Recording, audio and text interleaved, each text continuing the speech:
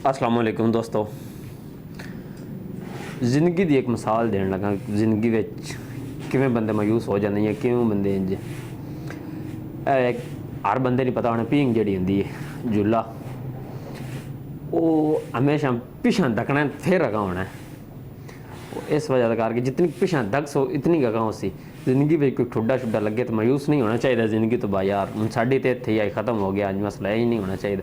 एक बंदा कहीं जाना सफ़र ते प्लेटफार्म गया, रेलवे स्टेशन ते गया, वो तो गया कुछ 10 मिनट लेट हो गया, गड्डी वो निकल गई है।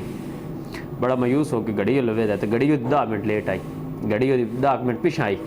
इतना ना मायूस होकर बह रहा है, परेशान हो के यार मेरा सफ़र गड्डी लग गई, मैं कर सा। इतना एक कुल्ली आया, 2 मजदूर आया था सर, गड्डी इतना टाइम बाद नवी आ जानी, तुम वो बह जाए, इतना अद्धा घंटा आराम कर लो। आदे जी ठीक है। वो बंदा बह गया एक नवी उम्मीद नवी आस लैके। घंटा के बाद गड्डी आई, गड्डी बह के अपनी मंजिल हल टुर गया।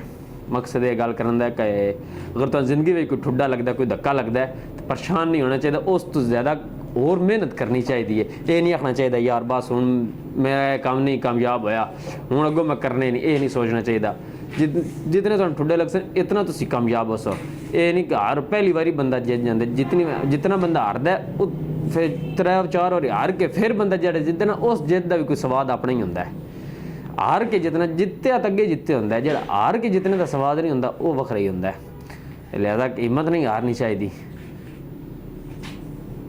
हिम्मत करनी चाहिए। मोड़ बंदे कोशिश करनी चाहिए, कोशिश जितने तक जिंदगी कोशिश करनी चाहिए। एक अच्छी सोच रखनी चाहिए, अच्छा काम करने वास्ते हर दिन एक नवी सोच लैके उठना चाहिए। ये नहीं भाई यार कल मैंने इतने परेशान होया तो अज ये नहीं करना।